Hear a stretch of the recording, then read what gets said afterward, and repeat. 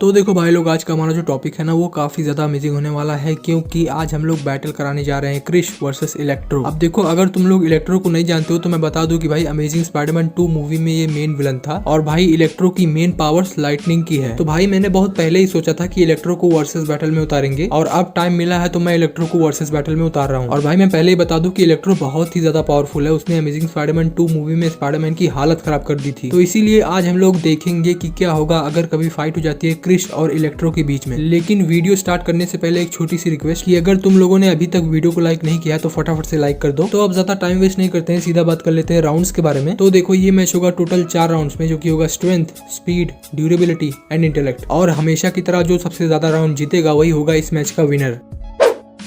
तो अगर बात करें इलेक्ट्रो की स्ट्रेंथ की, तो देखो इलेक्ट्रो की स्ट्रेंथ तो काफी अच्छी है। जैसे कि मूवी में वो एक एक्सीडेंट के चलते इलेक्ट्रो बन जाता है। और मैं एक और बात बता दूं कि इलेक्ट्रो जितना लाइटनिंग को ऑब्जर्व करेगा, इलेक्ट्रो की पावर्स उतनी ही बढ़ती जाएंगी, मतलब उसका स्ट्रेंथ वगैरह उतना ही बढ़ेगा। तो मूवी के स्टार्टिंग वाले फाइट सीन में ही इलेक्ट्रो ने इस बस को उठा के काफी इजिली दूसरे साइड पटक दिया था। और उसके बाद जब इलेक्ट्रो का दिमाग और खराब हुआ तो इलेक्ट्रो ने एक ही बारी में इतने सारे पुलिस कार को उड़ा दिया। तो अगर हम लोग ध्यान से देखें तो इस सीन में 10 पुलिस कार्स हैं और इन 10 पुलिस कार्स को इलेक्ट्रो ने काफी इजिली हवा में उड़ा दिया। तो इस टाइप के पुलिस कार का वेट करीबन 1814 किलोग्राम तक होता है। तो अगर हम लोग इसको 10 से मल्टीप्लाई कर दे तो हमारे पास आंसर निकल के आएगा 18,140 किलोग्राम, जिसको अगर हम लोग टन्स में कन्वर्ट कर दे तो हमारे पास आंसर निकल के आएगा लगभग 20 टन्स। तो हम लोग ऐसा बोल सकते हैं कि भाई जो इलेक्ट्रो है वो करीबन 20 टन्स का वेट उठा सकता है। और भाई जब इलेक्ट्रो ने इन कार्स को उड़ाया था ना, तो उस टाइम पे इलेक्ट्रो बहुत वीक था, मतलब उस टाइम पे इलेक्ट्रो ने थोड़ी बहुत लाइटिंग ही एब्जॉर्ब करी थी, फिर भी इलेक्ट्रो की स्ट्रेंथ इतनी ज्यादा थी। तो सोचो जब लास्ट में इलेक्ट्रो ने पूरे शहर की बिजली एब्जॉर्ब कर ली थी तो उस टाइम पे उसकी स्ट्रेंथ कितनी ज्यादा हो गई होगी। लेकिन लास्ट वाले बैटल में इलेक्ट्रो ने बस स्पाइडरमैन से फाइट करी थी, ज्यादा कुछ स्ट्रेंथ वाला काम नहीं किया था। तो इसीलिए इलेक्ट्रो ने अपनी जितनी स्ट्रेंथ दिखाई है हम लोग उतना ही मान के चलेंगे। तो जैसा कि मैंने बताया कि इलेक्ट्रो की स्ट्रेंथ करीबन 20 टन तक है। तो ये तो बात हो गई इलेक्ट्रो की स्ट्रेंथ के बारे में। अब बात कर लेते हैं क्रिश की स्ट्रेंथ के बारे में। अब देखो भाई, साफ साफ बोल देता हूँ कि क्रिश की स्ट्रेंथ इलेक्ट्रो की स्ट्रेंथ से तो बहुत ज्यादा है, क्योंकि सबसे पहले तो मूवी के स्टार्टिंग में ही क्रिश ने इस प्लेन को सेफली लैंड करवाया था सिर्फ अपनी स्ट्रेंथ की मदद से। एंड इस बिल्डिंग वाले सीन में भी क्रिश ने अपनी स्ट्रेंथ दिखाई थी। और क्रिश की एक्चुअल स्ट्रेंथ मैंने अपनी हाउ पावरफुल इस क्रिश वाली वीडियो में कैलकुलेट करके रखा है। सो उस वीडियो में क्रिश की स्ट्रेंथ निकल के आई थी करीबन 13,500 टन, जो कि इलेक्ट्रो की स्ट्रेंथ से तो बहुत ही ज्यादा है, क्योंकि भाई 13,000 टन और 20 टन में तो बहुत फर्क है ना। तो इसीलिए पहला स्ट्रेंथ वाला राउंड जाएगा क्रिश के नाम।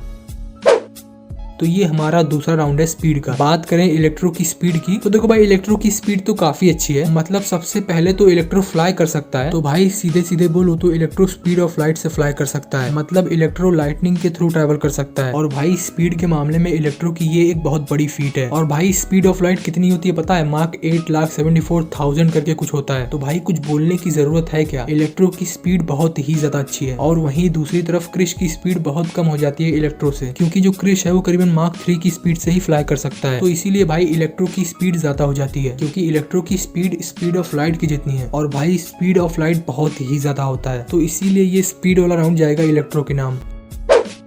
तो ये हमारा तीसरा राउंड है ड्यूरेबिलिटी का। तो सबसे पहले बात कर लेते हैं इलेक्ट्रो की ड्यूरेबिलिटी के बारे में। अब देखो इलेक्ट्रो की ड्यूरेबिलिटी ज्यादा अच्छी तो नहीं है, क्योंकि उसको नॉर्मल वेपन से हर्ट होता है और इलेक्ट्रो बुलेट प्रूफ भी नहीं है। जैसा कि हम लोगों ने मूवी के इस सीन में देखा था कि इलेक्ट्रो को स्नाइपर का एक शॉट लगा था, लेकिन अगर इलेक्ट्रो चाहे तो गोलियां अपने पास आने से पहले ही उन्हें पिघला सकता है, और ये चीज उसने मूवी में भी करी है। लेकिन अगर कहीं से छिप के या फिर अचानक से गोली मारोगे तो वो इलेक्ट्रो को लग सकती है। अब देखो मूवी के पहले फाइट सीन में इलेक्ट्रो की ड्यूरेबिलिटी ठीक ठाक देखने को मिली थी, लेकिन मूवी के एंड में इलेक्ट्रो ने आके हक दिया। नहीं, मैं इस सीन की बात नहीं कर रहा हूँ, मैं बात कर रहा हूँ इस सीन की जब ग्वेन स्टेसी इलेक्ट्रो को अपने कार से उड़ा देती है। और भाई सिर्फ एक कार का हिट लगने की वजह से इलेक्ट्रो कम से कम 5 मिनट तक उठता ही नहीं है। जस्ट थिंक कि उसको सिर्फ एक कार का हिट लगा था। तो सोचो अगर क्रिश जैसा कैरेक्टर इलेक्ट्रो को कायदे से एक पंच मार दे तो क्या होगा। और यहाँ पर ड्यूरेबिलिटी के मामले में इलेक्ट्रो की एक वीकनेस है, वो ये है कि अगर इलेक्ट्रो के ऊपर पानी पड़ा तो इलेक्ट्रो वहीं शांत हो जाता है। मतलब अगर इलेक्ट्रो के ऊपर पानी पड़ा तो उसके बाद इलेक्ट्रो कुछ भी नहीं कर पाएगा। तो भाई यही बात है कि ड्यूरेबिलिटी के मामले में इलेक्ट्रो की काफी सारी वीकनेस है। लेकिन अगर इलेक्ट्रो अपने इस फॉर्म में आ गया तो उसके बाद इलेक्ट्रो का कोई कुछ उखाड़ भी नहीं सकता। मतलब सोचो अगर इलेक्ट्रो अपने इस फॉर्म में आ गया तो उसका कोई क्या ही कर सकता है। लेकिन ओवरऑल मैं ऐसा बोलूंगा कि इलेक्ट्रो की ड्यूरेबिलिटी ठीक ठाक है। तो ये तो बात हो गई इलेक्ट्रो की ड्यूरेबिलिटी के बारे में। अब बात कर लेते हैं क्रिश की ड्यूरेबिलिटी के बारे में। तो देखो इलेक्ट्रो की ही तरह क्रिश की ड्यूरेबिलिटी भी ज्यादा अच्छी नहीं है, क्योंकि क्रिश को भी नॉर्मल वेपन से चोट पहुंचाया जा सकता है और क्रिश के पास ऐसा कोई हीलिंग फैक्टर भी नहीं है। तो दोनों कैरेक्टर्स में ही चीजें एकदम एकदम सेम है, लेकिन यहाँ पर क्रिश की ऐसी कोई वीकनेस नहीं है। मतलब जैसे इलेक्ट्रो की वीकनेस है वाटर वगैरह, क्रिश की वैसी कोई वीकनेस नहीं है। और जैसे कार के एक हिट से इलेक्ट्रो बेहोश हो जाता है, उस हिसाब से तो क्रिश की ड्यूरेबिलिटी बहुत अच्छी है, क्योंकि क्रिश ने कार के पंचेस सर्वाइव किए हैं, वो भी बहुत सारे। तो भाई मेरे हिसाब से इन दोनों की ड्यूरेबिलिटी बराबर बोल सकते हैं, क्योंकि ड्यूरेबिलिटी के मामले में इलेक्ट्रो के पास कुछ प्लस पॉइंट्स हैं और वही सीन क्रिश के साथ भी है। तो इसीलिए भाई मेरे हिसाब से इन दोनों की ड्यूरेबिलिटी बराबर है, तो इसीलिए ये ड्यूरेबिलिटी वाला राउंड होता है टाई और दोनों को ही मिलता है एक एक पॉइंट।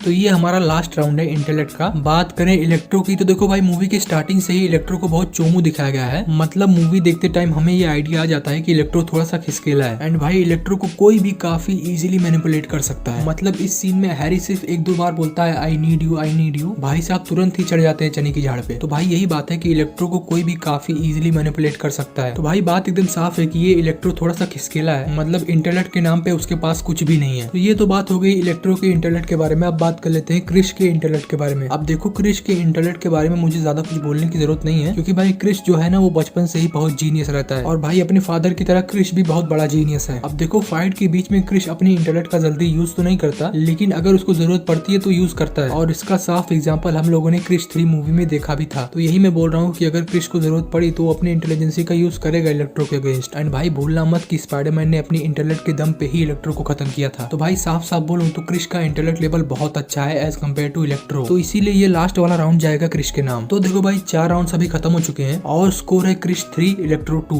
और इसी के साथ हमें हमारा विनर मिल चुका है जो कि है क्रिश। तो देखो यार अगर कभी भी क्रिश और इलेक्ट्रो के बीच में फाइट होती है तो उस फाइट का विनर क्रिश हो सकता है। एंड भाई जैसा मैं हर बार बोलता हूँ कि ये मेरा पॉइंट ऑफ व्यू है, तुम्हारा पॉइंट ऑफ व्यू मुझसे अलग भी हो सकता है। तो तुम्हारे हिसाब से कौन जीत सकता है, इलेक्ट्रो या फिर क्रिश? कमेंट करके बता देना। तो यार बस आज के लिए इतना ही। अगर तुम लोग को वीडियो अच्छा लगा होगा तो वीडियो को लाइक कर देना, एंड चैनल पे नए हो तो सब्सक्राइब भी कर सकते हो, और किसी भी वर्सेस बैटल को लेके कोई सजेशन हो तो वो भी मुझे कमेंट्स में बता देना। तो यार बस मिलते हैं अगली वीडियो में, तब तक के लिए बाय बाय।